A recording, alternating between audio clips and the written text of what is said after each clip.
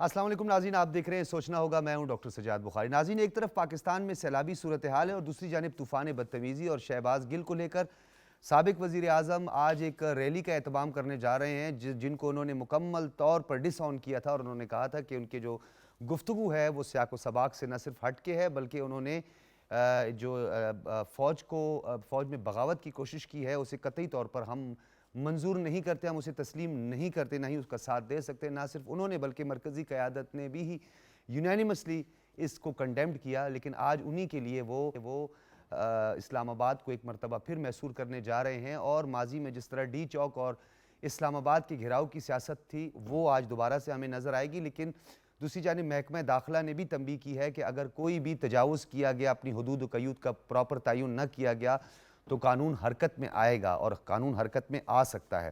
لیکن ہم نے آج بات کرنی ہے سب سے اہم کہ کلائمیٹ چینج کی وجہ سے جو اس وقت صورتحال پیدا ہو رہی ہے پاکستان، کیونکہ پاکستان اس وقت دنیا کا 5واں وہ ملک ہے جو کہ کلائمیٹ چینج کی وجہ سے اور موسمیاتی تبدیلی کی زد میں ہے۔ لیکن ہم نے اس حوالے سے کیا تدابیر اختیار کی ہیں اور اس کے لیے جو ہماری حکمت عملی ہے، ہماری ایڈمنسٹریشن کی، پی ڈی ایم اے اور جو ہمارا این ڈی ایم اے ہے، وہ کس حد تک ویل ایکپڈ ہے، اور اس وقت جو سیلاب کی صورتحال ہے اس کا بھی جائزہ لے گیا۔ تونسہ سے ڈی آئی خان تک، ڈی آئی خان سے اگر ہم بات کریں تو کشمور تک، کشمور اور پھر کراچی جائیں تو کراچی شہر سے لے کر پھر ٹھٹھہ، بدین اور اس کے نواحی علاقے جو ہے وہ بھی اس وقت اور اس کے ساتھ ساتھ بلوچستان کی اگر ہم بات کریں، تمام شاہراہیں یعنی کوئٹہ صوبائی دارالحکومت یا بلوچستان کے لیے جانے والے تمام راستے، سڑکیں جو ہیں اس کی بہہ چکی ہیں، راستے بند ہو چکے ہیں، اور اس حوالے سے پی ڈی ایم اے غیر معمولی فیصلے کرنا جا رہا ہے۔ وفاقی حکومت نے 25,000 روپے فی کس امداد کا اعلان بھی کیا ہے، یعنی یہ تقریباً 15 لاکھ فیملیز میں تقسیم ہونے جا رہے بے نظیر انکم سپورٹ پروگرام کے ذریعے، اور یہ 90 لاکھ افراد اس سے استفادہ کریں گے۔ کیا یہ کافی ہے؟ یہ تمام تر موضوعات ہوں گے جسے زیر بحث لائیں گے۔ مہمانوں کا تعارف کرواتے چلیں۔ ہمارے پہلے مہمان ہیں عظیم چودھری صاحب، عزیز سینئر صحافی اور تجزیہ کار۔ بہت شکریہ عظیم چودھری صاحب آپ کی تشریف آوری کا۔ علی رضا علوی صاحب ہمارے ساتھ موجود ہیں، سینئر صحافی ہیں، اینکر پرسن ہیں، تجزیہ کار ہیں، کالمنسٹ ہیں۔ بہت شکریہ علی رضا علوی صاحب آپ کی تشریف آوری کا۔ میرے ہم نام سجاد انور صاحب ہمیشہ کی طرح آج بھی ہمارے ساتھ موجود ہیں۔ بہت شکریہ سجاد انور صاحب آپ کا بھی۔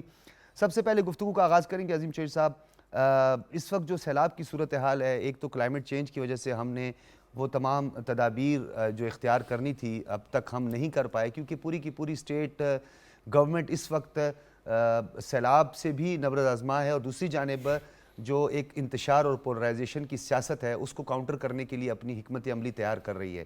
آپ کیا سمجھتے ہیں کہ منحاص القوم ہم آج کہاں کھڑے ہیں؟ بہت شکریہ ڈاکٹر صاحب۔ دیکھیں، سرکار جب اپنے ادارے بناتی ہے تو ان کو مختلف ذمہ داریاں دے دی جاتی ہیں۔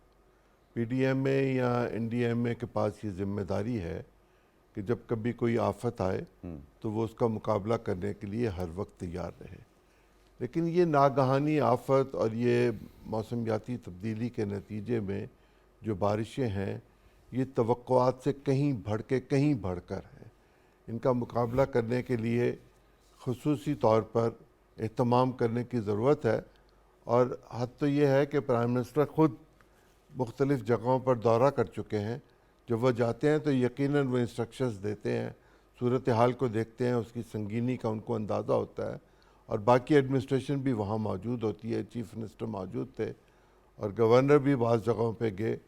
لیکن اس سب کے باوجود یہ بات اگر کہی جائے کہ یہ کام ٹھیک ہو رہا ہے تو ٹھیک نہیں ہو رہا، اس لیے کہ بارشیں رکنے کا نام نہیں لے رہی، وہ چلتی چلی جا رہی ہیں، اور اس کے نتیجے میں تباہی کے اندر سے تباہی ہوتی چلی جا رہی ہے۔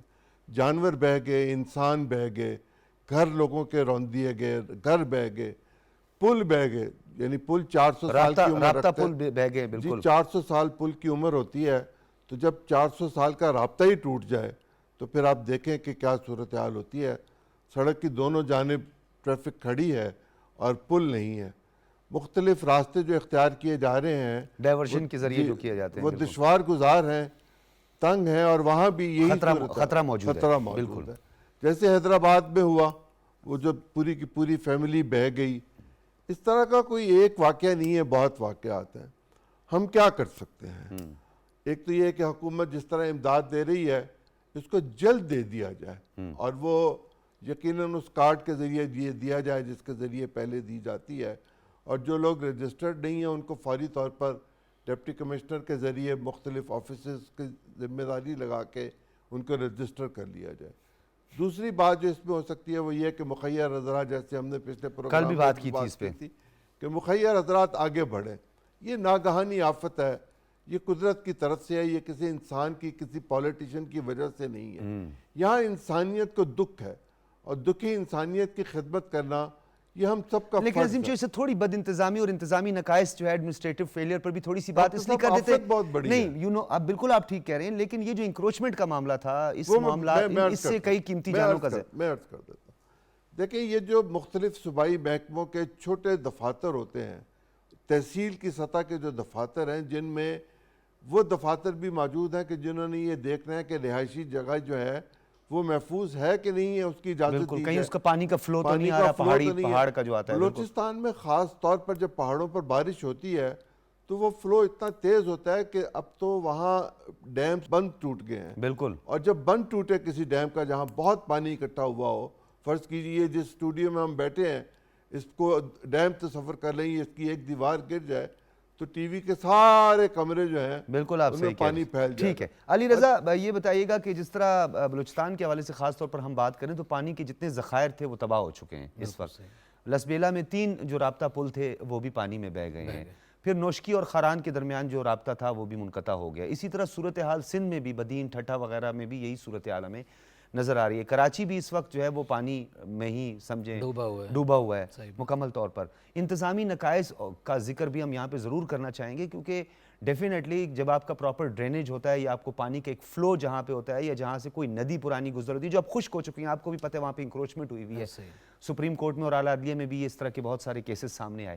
تو آپ نہیں سمجھتے کہ گو کہ یہ قدرتی آفات ہے, جس طرح عظیم چودھری صاحب نے کہا کہ اس کی وجہ کوئی نہیں ہے, اس کا کوئی منسٹر, کوئی گورنمنٹ, چاہے فیڈرل یا پروونشل گورنمنٹ نہیں ہے, لیکن کیا اس طرح کے حادثات سے ہمیں سیکھنا نہیں چاہیے کہ آئندہ کے لیے ہم اس کے لیے پہلے سے تیاری کریں کہ اگر اس طرح کی کوئی قدرتی آفت آتی ہے یا کوئی ایک اسپیسیفک ایریا میں 150 ملی میٹر بارش ہوتی ہے ایک ہی دن میں, تو کم سے کم جانوں کا جو ہے وہ ضیاع روکا جا سکے. ڈاکٹر صاحب بہت شکریہ. اور اتفاق کی بات یہ ہے کہ ہر سیلاب کے بعد ہم یہ بات کرتے ہیں, جب بھی سیلاب آئے, پچھلے برس آئے, اس سے پیچھے آئے, اور خاص طور پر یہ زیادہ شروع ہوا ایک بہت بڑا سیلاب جو 12 میں آیا تھا, اس میں بہت زیادہ تباہی ہوئی, اور اس کے بعد تقریباً ہر سال 11 بار تھوڑا بہت یہ سلسلہ چلتا رہتا ہے. تو ہر سیلاب کے بعد یا سیلاب کے موقع پہ ہم عموماً یہی کہتے ہیں کہ ہمیں اس موقع سے سیکھنا چاہیے تاکہ آئندہ ہم بچ سکیں. لیکن بدقسمتی یہ ہے کہ ہم ہر دفعہ وہ کرتے ہیں لیکن سیکھتے نہیں ہیں. حالات سے ہم نے سیکھنے کا عمل جو ہے نا تقریباً اس کو چھوڑ دیا ہوا ہے. ان چیزوں کو تھوڑا سا تقسیم کر لیتے ہیں, دیہی علاقے کو اور شہری علاقے کو تھوڑا علیحدہ علیحدہ کر کے دیکھ لیتے ہیں. کراچی شہر کی صورتحال دیکھ رہے ہیں. کراچی شہر میں تو وہ ڈرینیج سسٹم بھی بالکل ہی فارغ ہو چکا ہے. بالکل لوگوں نے پلاٹ بنا لیے ہیں. ایک چائنا کٹنگ, چائنا والوں کو خود پتہ نہیں پتہ ہے کہ نہیں چائنا کٹنگ کوئی ہوتی ہے یا نہیں, لیکن ہمارے ہاں تو وہ بہت زیادہ بھرپور طریقے سے ہوتی ہے. اور وہ اس چائنا کٹنگ کے ذریعے قبضے ہیں, نالے بند ہیں, پلاٹ بنا کے بیچ دیے ہیں, کوئی پوچھنے والا ہے نہیں. جو ایک افسر ہے اس افسر کی جیب تھوڑی سی گرم کریں اور جو آپ کا دل کرتا ہے یہ کریں. سے آپ کو یاد ہوگا ہمارے اسلام آباد کا ہی ایک سیکٹر نہیں ہے بلکہ وہ ایک سوسائٹی ہے E11, آپ کو وہاں پر بھی اسی طرح کی صورتحال میں گاڑیاں تیرتی ہوئی, گاڑیاں حالانکہ وہ VIP خالی نہیں بلکہ اس کے پیچھے 2-3 VV لگتی ہیں. وہ VIP ہاؤسنگ سوسائٹی ہے E11, پولیس فاؤنڈیشن ہے اس میں, اور بھی کچھ بہت سارے D12 ہے وہاں پہ پیچھے مارگلا, اور ڈیفینیٹلی بہت حساس ہمارے وہ ہیں. ساتھ ایریا وہ نیا GHQ وغیرہ وہ بن رہا ہے وہاں وہ. لیکن اسلام آباد بھی نہیں بچا, تو وہ کراچی کی صورتحال جو ہے وہ تو اس سے زیادہ خراب ہے شہر کی حد تک. اب آگے آ جاتے ہیں دیہی علاقے میں.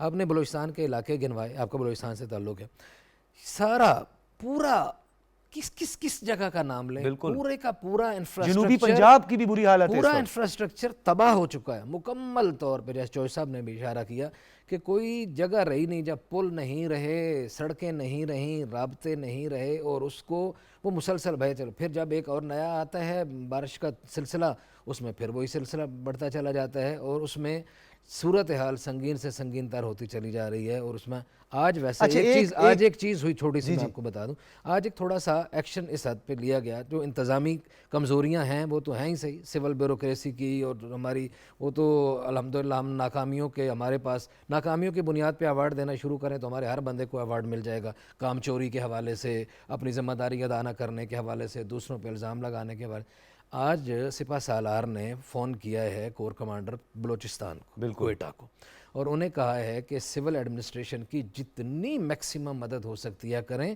لوگ ڈوبے ہوئے ہیں۔ آپ دیہاتی پس منظر کے لوگ ہیں میں آپ کو بتاؤں، آپ اس دکھ کو بتا نہیں سکتے، اس کو فیل وہ کرے گا جو واقعی دکھی اس کو سمجھے کہ آپ کے سامنے آپ کے گھر کا سامان بہہ رہا ہے، آپ کے سارے جو کچھ آپ نے کمایا ہے بہہ رہا ہے۔ بچی بہ رہے ہیں، وہی یہی میں جملہ کہنے لگا تھا کہ مال مویشی جو آپ بڑی حفاظت سے اپنے بچوں کی طرح جن کو پالتے ہیں، ان کی رسی کھول کے ان کے گلے پہ ڈال کے اللہ کے سپرد کر دیتے ہیں، پتہ نہیں کہاں جائے گی۔ یہ صورتحال ہے، اور یہاں انسانیت کی بنیاد پر بہت زیادہ کام کرنے کی ضرورت ہے۔ ہم جتنی بات کر رہے ہیں، میں کہتا ہوں اس بات سے بڑھ کے بہت زیادہ پریکٹیکلی انتظامیہ کو، جو بھی انتظامیہ جس صوبے کی ہے، سندھ اپنے حصے کا کام کرے، بلوچستان اپنے حصے کا کام کرے، جنوبی پنجاب میں پنجاب حکومت اپنے حصے کا کام کرے۔ اس میں سیاسی کوئی نمبر سکورنگ کی ضرورت نہیں ہے، اس میں کسی پر الزام لگانے کی ضرورت نہیں ہے، اس میں خالصتاً انسانیت کی بنیاد پر ان ڈوبتے لوگوں کو بچانے کی ضرورت۔ بالکل آپ نے ٹھیک کہا۔ آپ کی طرف آؤں گا سجاد انور صاحب، یہ بتائیے گا مختلف تجاویز بھی، آج بھی ہم کہیں بیٹھے مختلف تجاویز کی بات کی جا رہی تھی کہ اس پہ عمل درآمد بھی کر لیا جائے، غیر معمولی حالات میں غیر معمولی فیصلے ایکسٹرا آرڈنری میئرز لیے جاتے ہیں۔ اس وقت جو بلوچستان کی خاص طور پہ صورتحال ہے، اس پہ اگر ہماری کچھ ایئرپورٹس ابھی بھی ایسی ہیں جو آپریشنل ہیں، کوئٹہ صوبائی دارالحکومت کی ایئرپورٹ کا بھی یہی ہے، تو جو پاکستان انٹرنیشنل ایئر لائن ہے، آپ نہیں سمجھتے کہ فلائٹ آپریشن نمبر آف جو جہاز ہیں ان کی تعداد بڑھا دی جائے تاکہ کچھ لوگ جو ہیں ان کو ریسکیو بھی آسانی سے کیا جائے، اور کچھ مخصوص جو متاثرین ہیں جو زیادہ متاثر ہوئے ہیں، ڈیفینیٹلی ان کے پاس اب تو اشیاء خورد و نوش کا مسئلہ ہے، تو پیسے ان کے پاس کہاں سے آئیں گے، تو ان کو کوئی خصوصی طور پہ ایگزیمپٹڈ قرار دے، ایگزیمپشن مل جائے ان کو، تاکہ وہ اپنے جو اس وقت متاثرین ہیں یا کچھ بیمار ہیں بچے ہیں انہیں لے کر دوسرے شہروں کا رخ کر سکیں۔ جی بالکل، یہ صاحب مشورہ ہے آپ کا، اور اس وقت جب پورا پاکستان ہے وہ ایک کرائسس کا شکار ہے، اور یہ اتنا بڑا کرائسس ہے بلوچستان میں میرے پوائنٹ آف ویو میں کہ یہ بہت ہی عرصے کے بعد کئی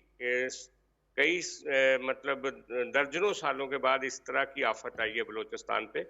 تو ایک تو پورے ملک سے ایک رسپانس ہونا چاہیے، بہت زبردست رسپانس ہونا چاہیے، جو کہ ہمیں نظر نہیں آ رہا، حکومت کا بھی اور سوسائٹی کا بھی اور مخیر حضرات کا بھی اور این جی اوز کا بھی، کہ پورا بلوچستان جو ہے وہ ہماری توجہ مانگ رہا ہے۔ پی آئی اے کو ڈیفینیٹلی اپنی فلائٹس کو بھی بڑھانا چاہیے، کیونکہ چاروں رستے بند ہیں، کے پی والا رستہ جو شیرانی والا وہ بھی بند ہے، پنجاب آنے والے دونوں رستے بند ہیں، سندھ والا کنیکشن بھی اب جو سندھ کا راستہ ہاں وہ بھی بند ہے۔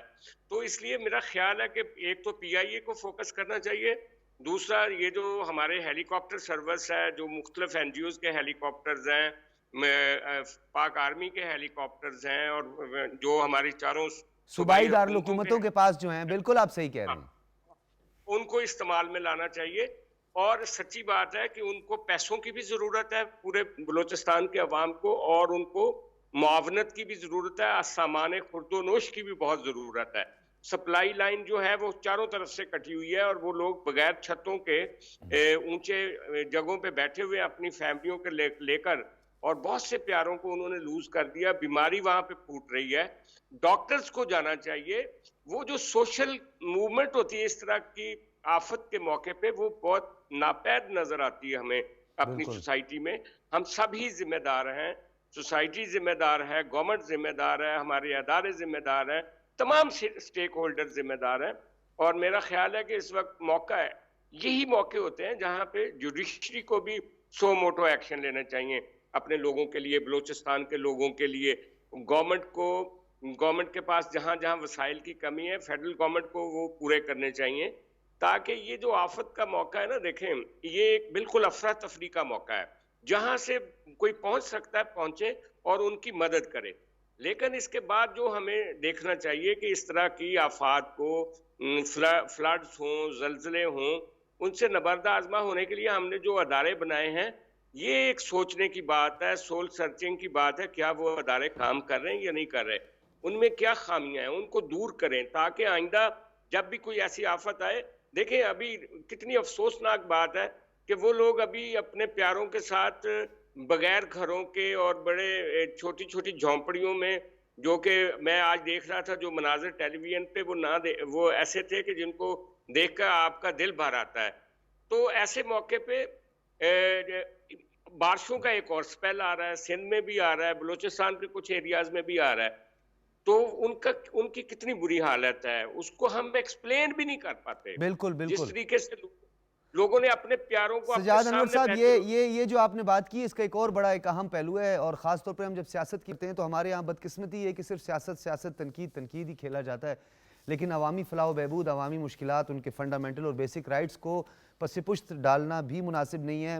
عظیم چشت صاحب, سیاست کی جہاں تک بات کی جاتی ہے, اب تو سیاست کے حوالے سے ڈیموکریسی کو جس طرح ڈیفائن کیا گیا, میں نہیں کرنا چاہتا کیونکہ عوام کو تکلیف پہنچتی ہے, پتہ نہیں سینے میں دل نہیں ہے اور پتہ نہیں کیا کچھ ہوتا ہے. لیکن اس وقت جو صورتحال ہے جہاں حکومت کی ذمہ داریاں, حکومت وقت کی, حکمران اتحاد کی ذمہ داریاں ہیں, اپوزیشن اور ایک بڑی جماعت کو بھی مینڈیٹ عوام کا ہی ملا ہوا ہے, عوام نے ان کو بھی یہی مینڈیٹ دیا ہے, تو کیا اس مینڈیٹ کا یہ احترام نہیں ہے کہ اگر آپ ان کی مالی معاونت نہیں کر سکتے, اب پنجاب گورنمنٹ ہے ان کے پاس ہے, خیبر پختونخوا گورنمنٹ ہے وہ بھی ان کے پاس ہے, گلگت بلتستان آزاد کشمیر کی گورنمنٹ بھی ان کے پاس ہے, تو آپ نہیں سمجھتے کہ اپوزیشن کم سے کم اگر مالی معاونت نہیں کر سکتی, ان لوگوں کے زخموں پر مرہم تو رکھ سکتی ہیں؟ ہیلی کاپٹر کا استعمال تو ویسے بیجا کیا جاتا ہے, کیسز بھی ابھی تک پڑے ہوئے ہیں, تو آپ نہیں سمجھتے کہ اپوزیشن لیڈر کو بھی اس وقت یہ دھرنوں سے, وہ ایک بندے کو بچانے کے لیے جو پورے کی پوری ریاست اور اس کے جو ادارے ہیں ان پر جس طریقے سے تابڑ توڑ حملے, اس سے بہتر ہے کہ جو یہاں اس وقت متاثرین ہیں ان کے پاس جایا جائے؟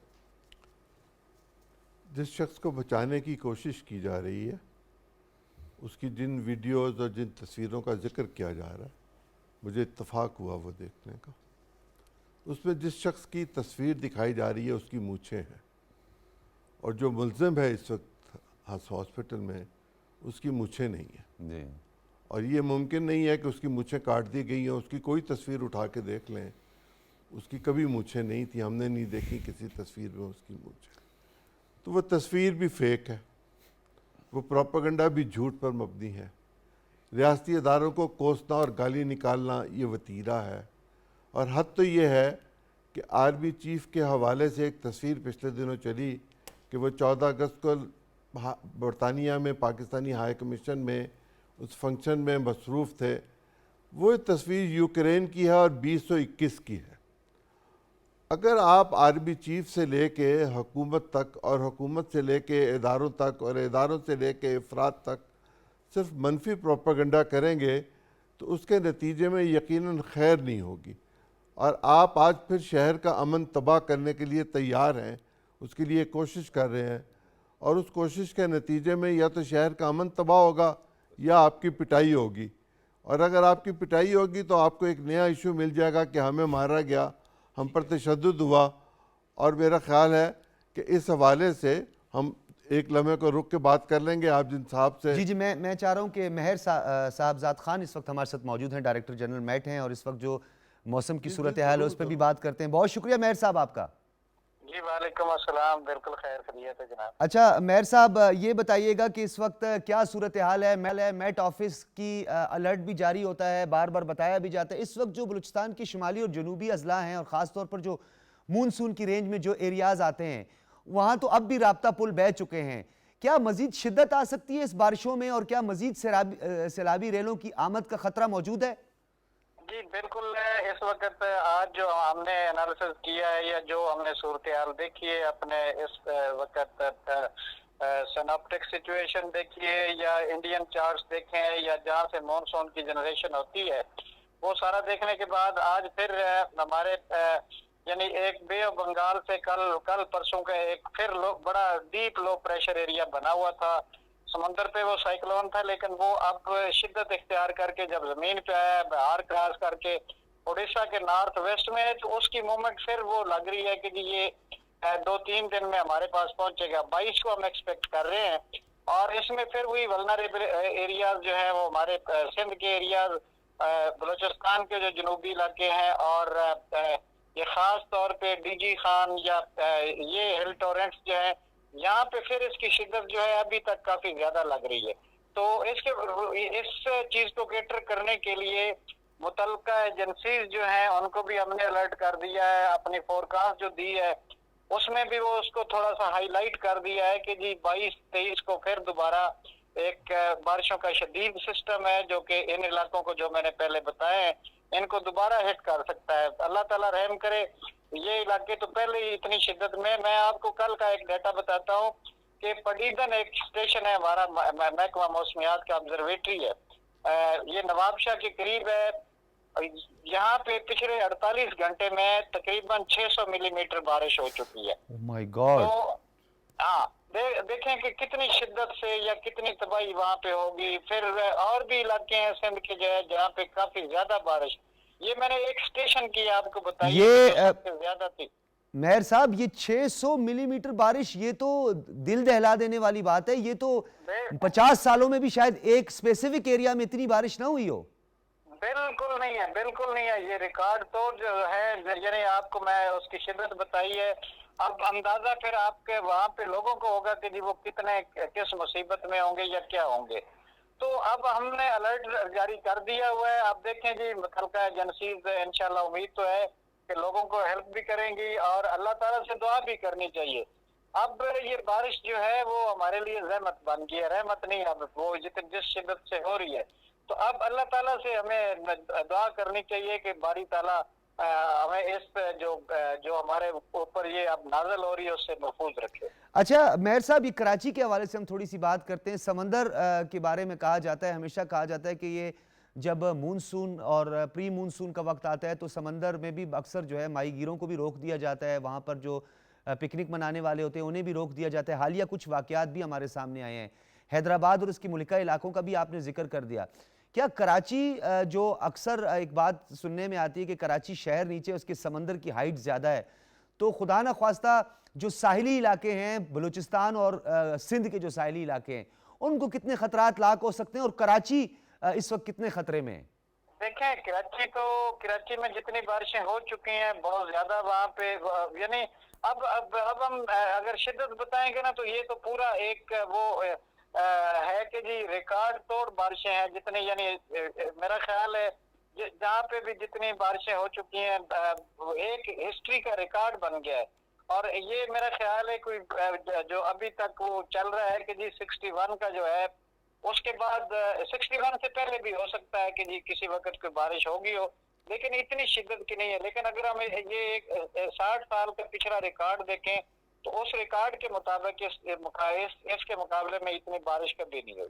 बहुत शुक्रिया आपका मेहर साहबजाद खान साहब हमारे साथ मौजूद थे, डीजी मैट, और तमाम तर तफसीलात से हमें आगाह कर रहे थे। जी अजीम चौधरी साहब, इस वक्त जो सूरत हाल है और ये 600 मिलीमीटर बारिश एक मखसूस एरिया नवाबशाह का, और आज नवाबशाह पूरा डूबा हुआ था। ये तो एक खुदाई अजाब है, आफत से अब ये बात आगे चली गई है।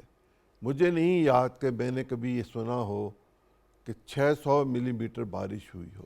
कराची में तो 4-5 मिलीमीटर बारिश ही काफ़ी होती है, बिल्कुल ऐसे ही है। सड़कें जो हैं वो जलथल हो जाती हैं। अभी ये 4 या 5 तारीख को आपको याद होगा कि एक मखसूस एरिया में 100 मिलीमीटर बारिश हुई थी, तो वहाँ तो लोगों के घरों में पानी दाखिल हो गया। इस्लामाबाद में तो हमने सुना कि 100 मिलीमीटर 125 मिलीमीटर बारिश हुई, हमारिया के पहाड़ों पे होती होगी, लेकिन नवाबशाह के इलाके में पडीदन के मकाम पर ये अनबिलीवेबल है, लेकिन ये हुई है। गुजारिश ये है कि पूरी दुनिया ने इस बात को महसूस किया था कि क्लाइमेट चेंज हो रही है और हमें इसका बंदोबस्त करना चाहिए। साबिक अमरीकी सदर ने उसकी तबाही और बर्बादी कर दी पूरी की पूरी तंजीम की, और वो उससे पीछे हट गए। अब हम जैसे पसमानदा ममालिक जिनके पास वसाइल की कमी है, वो ख़ुद इसका मुकाबला नहीं कर सकते, बैनुल-अक़वामी सतह पर ही इसका मुकाबला हो सकता है। जो तब्दीलियाँ मौसम के नतीजे में आ रही हैं, उसमें से कनाडा, रूस और चीन को तो फ़ायदा होगा, ऊपर से बर्फ़ पिघल रही है, समंदर की सतह ऊपर हो रही है, और ये कहते हैं कि दर्जा हरारत में भी 4 से 5 दर्जे की इजाफा हो जाएगा, जिसके नतीजे में और ज़्यादा ग्लेशियर 1 डिग्री सेंटीग्रेड के इजाफे से मेल्टिंग जो होती है वो 10 to 15% बढ़ जाती है। अब ये जो मेल्टिंग हो रही है, इस पानी ने भी तो कहीं ना कहीं अपनी जगह बनानी है। तो कई मुमकिन है कई जो बंदरगाहें हैं वो डूब जाएं। हमारा अपना शहर जो है, इसके बारे में भी मुझे तशवीश है, लेकिन हमें इसका एहतमाम करना चाहिए कि हम अपने लोगों की जान को कैसे बचा सकें। उससे कीमती कोई चीज़ नहीं होती। अगर मेरी जान महफूज है, आपकी जान महफूज है, तो हम अपने लिए भी और बाकी लोगों के लिए भी कुछ ना कुछ करने की सलाहियत रखते हैं। پاکستان کو چاہیے اس پر آواز اٹھائے، ڈونر ایجنسیز سے رابطہ کریں، بین الاقوامی اداروں سے رابطہ کریں اور دوست ممالک سے ریکویسٹ کریں کہ وہ انسانی ہمدردی کی بنیاد پر ان لوگوں کی آباد کاری اور جو تباہی ہو رہی ہے اس کے لیے ہماری مدد کریں۔ اچھا علی رضا علوی، ایک تو یہ پہلو تھا جو سیلاب کی اس وقت صورتحال ہے، لیکن دوسری جانب ہمارے ملک کے اندر ایک شخص کو بچانے کے لیے اور ایک ایسے شخص کو بچانے کے لیے جنہوں نے ہماری مسلح افواج کے اندر ایک ڈویژن کی کوشش کی، بغاوت پر اکسانے کی کوشش کی، اور وہ جو اقتباسات ہیں وہ کانٹینٹ جو تھا وہ پورے کا پورا اس کو خود بھی ڈیفینڈ نہیں کر پائی پاکستان تحریک انصاف، اور انہوں نے برملا کہا کہ یہ درست نہیں تھا اور ہم اسے ڈس آن کرتے ہیں۔ وہاں اس پیراگراف کو ڈس آن کر رہے ہیں، اس کانٹینٹ کو ڈس آن کر رہے ہیں، لیکن ان کو بچانے کے لیے یہ آپ کو معاملہ کیا لگتا ہے؟ یہ شہباز گل کے لیے اتنا کچھ آؤٹ آف دا وے جانا، اور کل وزیر اعظم صاحب جو کہ اکثر نہیں جایا کرتے اپنے بڑے قریبی ساتھیوں کے مسائل میں نہیں جایا کرتے، ان کی گرفتاریوں میں نہیں جاتے، آپ کو بھی پتہ ہے یہ تو ان کے لیے مشہور ہے، لیکن انہوں نے شہباز گل کے لیے کل جا کے جو جذباتی انداز اپنایا، اس کے پیچھے کیا راز ہے؟ وہ بڑے سیانے ہیں۔ پہلے بات سیلاب کی ہو رہی تھی، اب آپ نے اچھا کیا، اب آپ نے طوفان بدتمیزی کی بات شروع کر دی، یہاں جو جاری و ساری ہے۔ عمران خان صاحب بڑے سمجھدار ہیں اور ان کو میڈیا مینجمنٹ آتی ہے، اور وہ بالکل بچے نہیں ہیں، ان کو پتہ ہے کہ عدالتی اجازت نامے کے بغیر میں کسی ملزم کو نہیں مل سکتا، اور جو کہ غداری پر کیس کاٹ رہا ہے، جو مسلح افواج میں رینکس کی بات کرتا ہے، اور جس کی زبان سے کوئی ہی بچا ہو، معاشرے کا کوئی طبقہ، صحافی، سیاستدان، ہماری برادری بھی بچی نہیں ہے۔ صحافی تو پہلے نا ہمارے ایک دوست کو اس نے پہلے دن ہی پہلی ایک گفتگو میں اتنی گھٹیا بات کر دی تھی جو میں یہاں نہیں کر سکتا، ٹھیک ہے نا، اس نے کوئی سوال کیا اور اس نے تو کوئی معاشرے کا کوئی طبقہ اس کی زبان سے نہیں بچا ہوا، اور آج اس کے لیے عمران خان اگر وہاں گئے ہیں تو عمران خان کو پتہ تھا مجھے نہیں ملنے دینا۔ عمران خان نے صرف میڈیا کو انگیج کرنے کے لیے وہاں جانے کی پلاننگ کی تھی، اور وہ اس نے میڈیا کو انگیج کر لیا، یہ ان کی پلاننگ کامیاب ہوئی۔ ان کے توڑ میں جو مقابلے میں میڈیا مینیجرز ہیں، یہ ان کو میں دعوت فکر دے رہا ہوں کہ ان کو سوچنا چاہیے، ایک بات۔ دوسرا، کیا شہباز گل کو مظلوم بنانے کے لیے پکڑا گیا تھا کہ وہ پہلے سے بڑا ہیرو بن جائے؟ ایک شخص جو اتنا سنگین جرم کا ارتکاب کرتا ہے، اور اس کے سنگین جرم کے بعد جیسا کہ ابھی چوئسا فرما رہے تھے کہ انہوں نے جو تصاویر دیکھی ہیں وہ اوریجنلی نہیں ہیں، وہ مونچھوں والے کسی شخص کی ہیں، ٹھیک ہے؟ تو سر ویسے یہ ٹریک ریکارڈ بھی یہی ہے کہ وہ ہمیشہ فیک آئی ڈیز پر یقین رکھنے والے، اور ہماری مسلح افواج اور ہمارے شہدائے بلوچستان جس میں صدرن کمانڈر بھی تھے موجود، ان کے لیے انہوں نے کیا کچھ کہا؟ انہوں نے جس طرح کی گفتگو کی، یہ کوئی عقل مند انسان وہ کر سکتا ہے؟ یہ ساری چیزیں انہوں نے پورے پلاننگ کے ساتھ کی ہیں۔ لیکن آج ایک حافظ حمداللہ صاحب نے بڑی شاندار بات کی، انہوں نے کہا کہ اگر عمران خان کل اس کی عیادت کے لیے ادھر گئے ہیں اور آج وہ ایک ریلی کا اعلان کر رہے ہیں، تو اس کا مطلب یہ ہے کہ وہ یہ تسلیم کر رہے ہیں کہ اس ساری صورتحال کے ماسٹر مائنڈ وہ تھے۔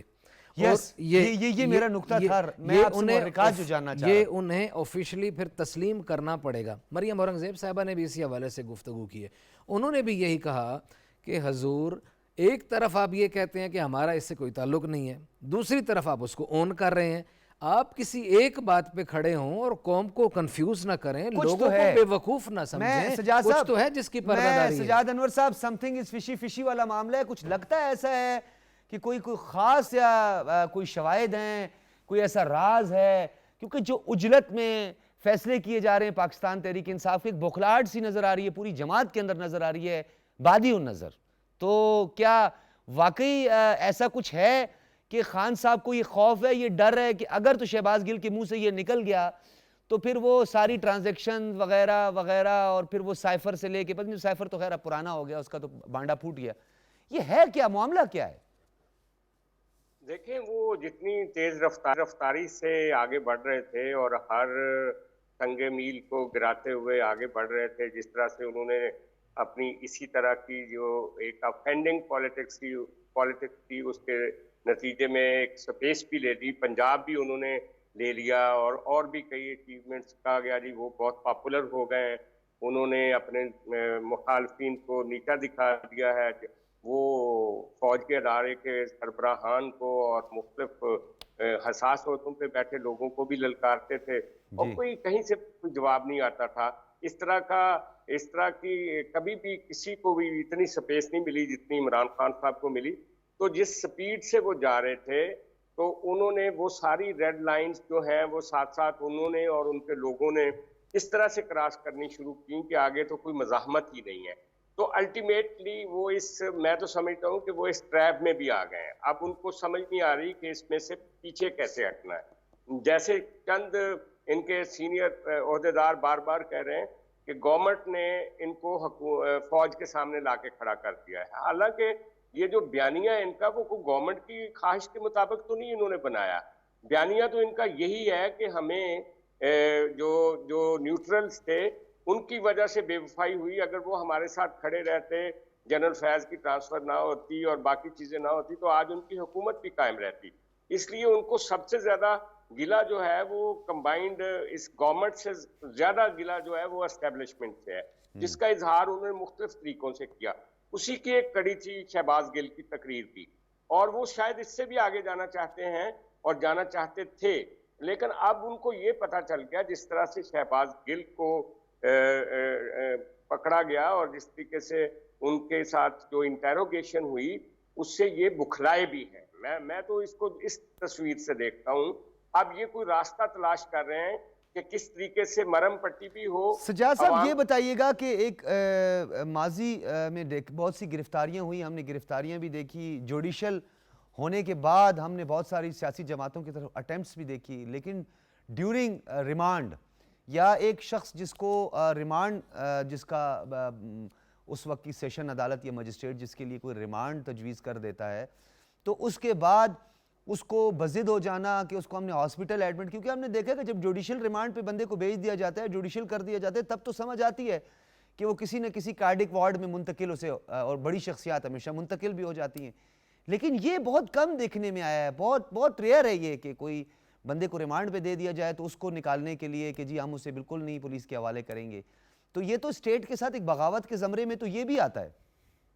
جی بالکل, پنجاب جو تھا وہ وفاق کے سامنے کھڑا ہو گیا تھا, اور اڈیالہ جیل کی جو ایڈمنسٹریشن ہے اور خاص طور پہ جو انٹیریئر منسٹری ہے پنجاب کی اور وزیر اعلیٰ پنجاب اور ان کے صاحبزادے اور عمران خان صاحب اور ان کے وزیر داخلہ ڈوگر صاحب, یہ سب نے مل کے ایک طرح سے جو کانسٹیٹیوشنل سکیم ہے وفاق کی اور صوبوں کے درمیان جو ریلیشنز ہیں ان کو توڑنے کی اور اس کو بریچ کرنے کی کوشش کی. ٹھیک ہے, انہوں نے اس سے پہلے بھی سارا کچھ کیا تھا, لیکن عدالتوں کا بھی میں نے دیکھا ہے کہ ایک سافٹ ان کے ساتھ ایک رویہ ہے جو دوسری پولیٹیکل پارٹیوں کو عدالتوں نے کبھی اتنا روم نہیں دیا جتنا ان کے لیے ایک سپیس بنائی جاتی, ہر موقع پہ بنائی جاتی. ابھی بھی شہباز گل کے بارے میں جو جید ڈاکٹرز تھے ان کی رپورٹ تھی کہ ان کی صحت کو کوئی خطرہ نہیں ہے, لیکن ان کو دوبارہ پمز بھیج دیا گیا اور ان کو جو 2 دن کا آلریڈی جو ایلوکیٹڈ ریمانڈ تھا, جسمانی ریمانڈ, اس کو دینے کی بجائے تو وہ میرا خیال ہے کہ اب منڈے سے شروع ہوگا وہ ریمانڈ. تو میرا خیال ہے کہ کچھ تو ہماری عدالتیں بھی اس کو ضرورت سے زیادہ سپورٹ دے رہی ہیں اس وقت پی ٹی آئی کو. ضرور عدالتوں کو ایک جسٹیفائیڈ فیصلے کرنے چاہیے, لیکن ایسے فیصلے ضرور کرنے چاہیے کہ جو دوسرے صوبوں کے جو قیدی ہیں سجاد انور صاحب, یہ کیونکہ معاملات کچھ سب جوڈس بھی ہیں تو ڈیفینیٹلی ہم اس کو زیادہ ڈیبیٹ کا حصہ بھی نہیں بنا سکتے, لیکن آپ کے کچھ نکات جو ہیں وہ بڑے اہم ہیں. عظیم چودھری صاحب, اب آپ نے کنکلوڈ کرنے, ویسے آج آپ کے نصیب میں تقریباً کنکلوژن آپ کے پاس ہی آتی ہے, اب پتہ نہیں آپ اس کا کیا حال کریں. اچھا عظیم چودھری صاحب, ایک سوال کے ساتھ, جہانگیر ترین کے ساتھ جو کچھ ہوا, پھر ایف آئی اے کی انویسٹیگیشن ہوئی, یہ ہوا وہ ہوا, جی پتہ نہیں کیا ہوا, میں نہیں کچھ کہہ سکتا, بے وفائی نظر بھی آئی. پھر اس کے بعد علیم خان کے ساتھ جو کچھ بھی ہوا وہ بھی آپ نے اپنی آنکھوں سے دیکھا. زلفی بخاری کا وہ رنگ روڈ والا اسکینڈل آیا, پتہ نہیں اب وہ کہاں دب گیا, چھپ گیا, اس کی بھی ابھی تک کوئی تحقیقات نہیں ہو رہی ہیں. نقوی صاحب سے پہلے ہی شور شرابہ شروع ہو گیا تھا, لیکن شہباز گل صاحب کے معاملے میں بہت ایگریسو ہے پاکستان تحریک انصاف, کہ ہاتھ نہ لگے کہیں. ایک فکرہ کیا ہے کہ پھر آپ جی پلیز. چیف جسٹس پاکستان نے پرسوں یہ ریمارکس دیے اور دوسری دفعہ دیے, اور یہ کہا کہ ہم آپ کو پہلے بھی کہہ چکے ہیں کہ آپ پارلیمنٹ میں جائیں, اور وہاں جا کے اپنے معاملات کے حوالے سے اپنی گفتگو کریں. یہ کوئی طریقہ کار نہیں ہے کہ آپ عدالتوں میں اس طرح آ جائیں اور سڑکوں پہ پھرتے رہیں. آپ کو چاہیے آپ پارلیمنٹ میں جائیں. یعنی وہ یہ کہہ رہے ہیں کہ آپ اس فورم کو استعمال کریں جو پاکستان کے مسائل کے حل کے لیے پاکستان کے دستور کے مطابق آئینی اور قانونی طور پر بنا ہوا ہے. ہمارا وقت نہ ضائع کریں. لیکن عمران خان صاحب یہ نہیں کرنا چاہتے. وہ ذہنی طور پر جس اسٹیٹ آف مائنڈ میں ہے وہ یہ بتا رہی ہے کہ شاید شہباز گل صاحب کے پاس ان کے بہت سارے سیکرٹس ہیں اور پرٹیکولرلی امریکہ میں جو فنڈنگ ہوئی اس کے حوالے سے وہ بہت باخبر ہیں اور شاید وہ ایک بہترین انسٹرومنٹ تھے جو خان صاحب استعمال کر رہے تو ہیں. یعنی ان کو یہ خان صاحب کو یہ ڈر ہے کہ ان کی گرفتاری شہباز گل کی سٹیٹمنٹ سے ہو سکتی ہے. جو میری اطلاع ہے اس کے مطابق تو ایک سینیٹر صاحب نے اس کی تحریر جو تھی وہ کیا, اس بیان کو جو بولا گیا, اور ایک سابق وفاقی وزیر صاحب نے اس بیان کو اور کیا کہتے ہیں مور اوور کرنا تھا, اسی کو آگے لے کے چلنا تھا. لیکن شہباز گل صاحب اتنی روانی سے وہ پڑھ رہے تھے کہ دونوں نے اپنے آپ کو اس سے الگ کر لیا. شاید وفاقی وزیر صاحب تو یہ سمجھ گئے کہ یہ بہت ہی خطرناک کھیل کھیلا گیا ہے, انہوں نے اپنے آپ کو اس سے ڈس ایسوسیٹ کر دیا. لیکن یہ کنائیونس کے نتیجے میں, اور یہ کہا جاتا ہے کہ یہ عمران خان صاحب کی اپروول کے ساتھ ہوا, کنائیونس کے نتیجے میں یہ سازش جو تھی یہ پلاٹ کی گئی, اس کو امپلیمنٹ کیا گیا, اس میں ٹی وی چینل کو شامل کیا گیا, ان کے لوگوں کو شامل کیا گیا, اور یہ دیکھیے کہ ان کے کچھ لوگ ملک سے باہر چلے گئے ہوئے ہیں, اور یہ ایک روایت بن گئی ہے. میں تو آپ کی وساطت سے پیمرا کو یہ کہنا چاہتا ہوں کہ وہ جو پاکستان سے باہر جا کے بیٹھ گئے ہوئے ہیں وہ پاکستان کی پالیٹکس پہ جب تبصرہ کرتے ہیں مختلف ٹی وی چینلز پر, تو ان ٹی وی چینلز کو یہ بات باور کرائی جائے کہ آپ اس طرح کی سازش کا حصہ بن رہے ہیں جیسے ARY نے کیا, اور وہ نفرت آپ کے ذریعے سے پھیل رہی ہے جو PTI چاہتی ہے کہ پاکستان کے عوام میں پھیلے. اور وہ ٹی وی چینل اور وہ سوشل میڈیا کے لوگ جنہوں نے آرمی چیف کے حوالے سے مختلف چیزیں پھیلانے کی کوشش کی, ان پر بھی نظر رکھی جائے, اور جو بھی اس میں شامل ہو, بھلے میں ہوں آپ ہوں, اس کو گرفتار کر لیا جائے اور اس کو قرار واقعی سزا دی جائے. ٹھیک ہے. ابھی تو ان کا ٹرائل نہیں ہوا شہباز گل صاحب کا, جب ٹرائل ہوگا تو ایویڈنس ہوگی. میری اطلاع یہ ہے کہ آج PTI کے لوگ DIG کے پاس جائیں گے, اسلام آباد میں یہ گئے ہیں, اور انہوں نے جا کے ان کے تشدد کے حوالے سے جو الزامات لگائیں اس کے ثبوت دینے ہیں. وہ مونچھوں والے شخص کی تصویر جو ہے وہ شہباز گل کی نہیں ہے. یہ قوم کو گمراہ کر رہے ہیں, جھوٹ بول رہے ہیں, اسٹیبلشمنٹ پہ الزام لگا رہے ہیں. پالیٹکس کا یہ طریقہ نہیں. پالیٹکس ایک سنجیدہ معاملہ ہے, اس کو سنجیدگی سے لینا چاہیے. لوگوں کو پر عذاب ڈالنے کے لیے نہیں ہونی چاہیے, عوام کو فیسیلیٹیٹ کرنے کے لیے پالیٹکس. بالکل. اوورسیز کا جو معاملہ ہے یہ بھی ناظرین ایک بڑا اہم معاملہ ہے. میں اس کو کنکلوڈ کرتے ہیں. بہت شکریہ عظیم شیر صاحب, اور بہت شکریہ علی رضا علوی صاحب, سجاد انور صاحب, آپ بھی ہمارے ساتھ موجود تھے. ناظرین ایک بات یہاں پہ کہنا بڑے اہم ہے, اوورسیز یہ بات کی جاتی ہے. بے شک ہماری آنکھوں کا تارہ ہیں اوورسیز, ہمارے ریمیٹنسز میں بہت بڑا, پھر روشن ڈیجیٹل اکاؤنٹ وغیرہ. خیر یہ ایک لمبی تمہید ہو جائے گی, میں وہ نہیں باندھنا چاہتا, نہ اس پہ بات کرنا چاہتا ہوں. لیکن اوورسیز کے حوالے سے جتنے کنسرنز تھے پاکستان تحریک انصاف کے, فنڈنگ اوورسیز کر رہے ہیں, پاکستانی نژاد وہی جو ہے نا ان کو فنڈنگ کر رہے ہیں. یہاں پہ تو ایک بلقیس سیدھی اور عیدی صاحب جنہوں نے فنڈنگ کی خان صاحب کو, تو بلقیس سیدھی کا جب نماز جنازہ پڑھایا جا رہا تھا, ان کی تدفین ہو رہی تھی, تو خان صاحب اس دن کراچی میں جلسہ کر رہے تھے. ان کے پاس جانا, دعا کرنا تو دور کی بات, انہوں نے جلسے میں بھی ان کا ذکر نہیں کیا. لیکن اوورسیز کا بار بار ذکر کر کے, یا جو EVM تھی الیکٹرانک ووٹنگ مشین, اس پہ زیادہ زور دینا, اس کے محرکات جاننا بھی ضروری ہے. اور کیوں اوورسیز کے ووٹ کا حق بار بار اس کا ذکر کیا جاتا تھا, گو کہ اوورسیز کے ووٹ کا حق ضرور ہونا چاہیے, اس میں مختلف مراحل سے گزرنا پڑے گا. لیکن وقت کے ساتھ ساتھ بہت کچھ پتہ چلے گا اور کچھ حقائق سامنے آئیں گے جسے بہت چھپانے کی کوشش کی گئی. وہ دن ضرور آئے گا, کیونکہ سچ ہوتا ہے, بھلے آپ اس پہ کتنا بھی پردہ ڈال دیں یا اس کو کتنے ہی پردوں یا کتنی تہ میں آپ نیچے لے جائیں, وہ سچ ایک دن ضرور سامنے آتا ہے. اجازت دیجیے, اللہ حافظ.